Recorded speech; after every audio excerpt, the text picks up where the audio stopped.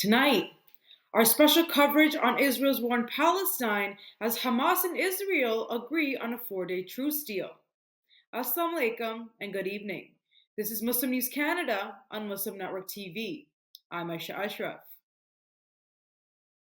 Today is the 46th day since Israel started targeting Palestinians indiscriminately.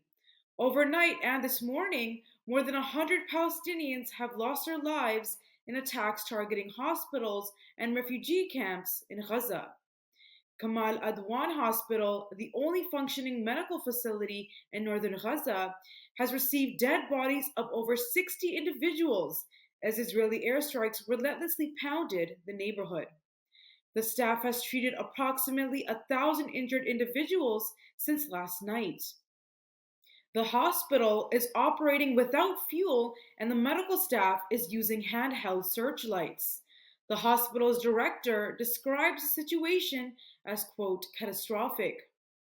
Heart-wrenching images show bodies laying across the hospital courtyard as grieving parents gather to identify their children. In a separate incident, more than 100 Palestinians have been collectively buried in Khan Yunis. Their bodies were held in Al Shifa Hospital, which has been under Israeli siege for days. Foreign ministers from Muslim states are visiting the UK to discuss Israel's war in Palestine. They have met with British Foreign Minister David Cameron in London to discuss a humanitarian truce. The Secretary General of the League of Arab States and the Ambassador of Qatar have also attended the meeting. Western fast food chains like Starbucks and McDonald's have been facing boycotts in various Arab states since October 7th due to their pro-Israeli stances or financial ties to Israel. The Syrian army says that Israeli rockets targeted its outpost near Damascus. In a media interview, the U.S. Special Envoy for Humanitarian Affairs in the Middle East says Washington opposes the displacement of Palestinians from Gaza. At the time of writing, 14,500 Palestinians have lost their lives since October 7th. 5,600 of them are children. Nearly 6,800 Palestinians are missing. 33,000 are injured. In the West Bank, 219 Palestinians have been killed and 2,750 are injured. On the Israeli side, 1,200 people have been killed and 5,600 injured. Israel and Hamas have agreed on a 4-day truce in Gaza, including the release of 50 Israeli captives. As part of the deal, around 150 Palestinian women and children held in Israeli jails are set to be freed. The ceasefire has been mediated by Qatar with assistance from Egypt. It will begin at 10 a.m. local time tomorrow, lasting for 4 days initially.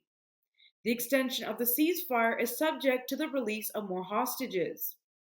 Israel has published a list of Palestinian prisoners for release and allowed victims' families to appeal.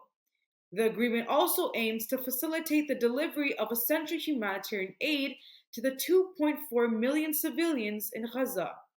While Israel's cabinet has approved the truce, Prime Minister Netanyahu says the agreement doesn't signal the end of hostilities. He says the Israeli military will resume operations after the pause. About 237 captives from Israel and several other countries are believed to be in Gaza.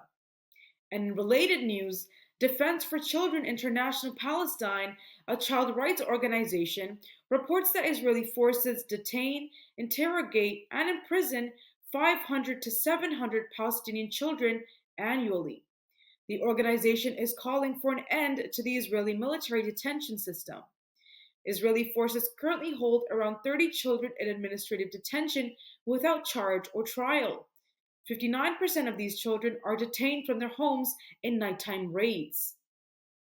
Upon arrival at Israeli interrogation centers, 80% of Palestinian children undergo strip searches by adult Israeli soldiers.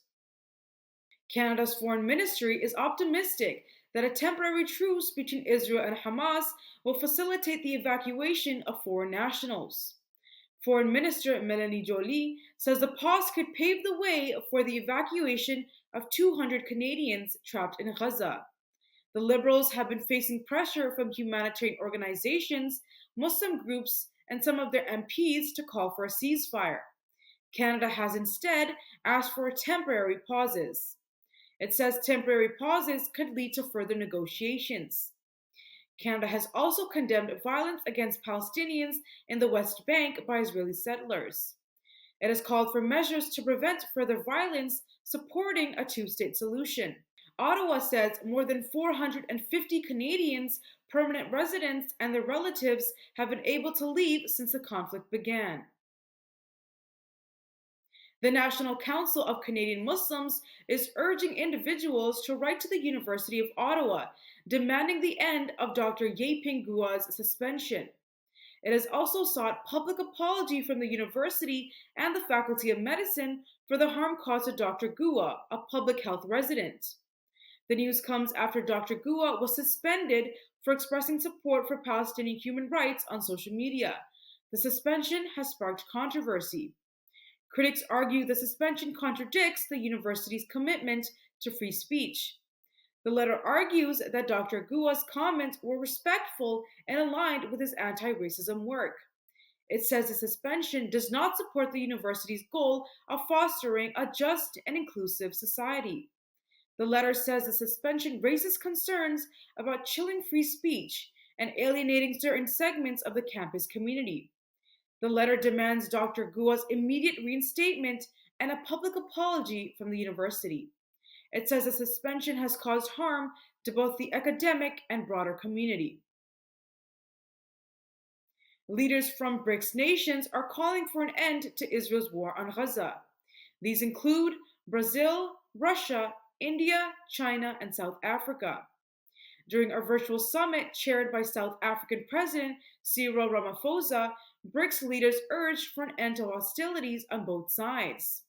They denounced attacks on civilians and referred to forced displacement of Palestinians as, quote, war crimes.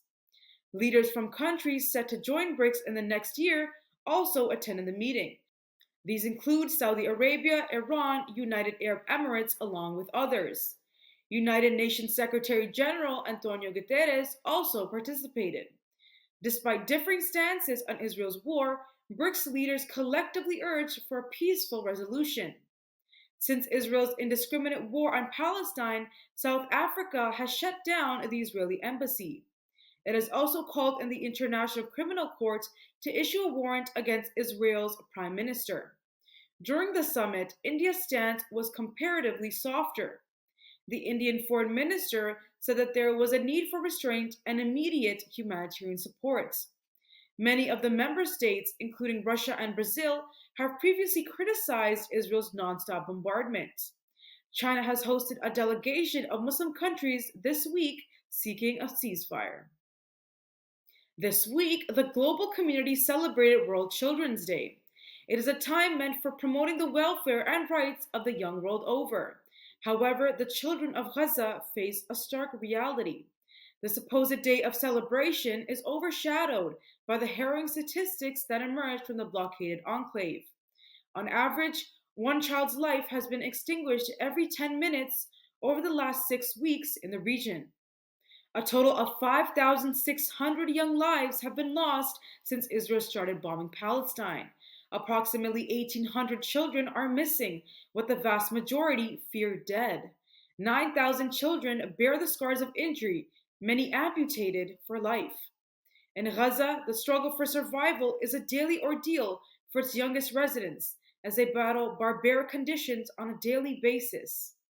The president of SOS Children's Villages International says these shocking figures are a testament to the failure of global governments in the protection and preservation of child rights.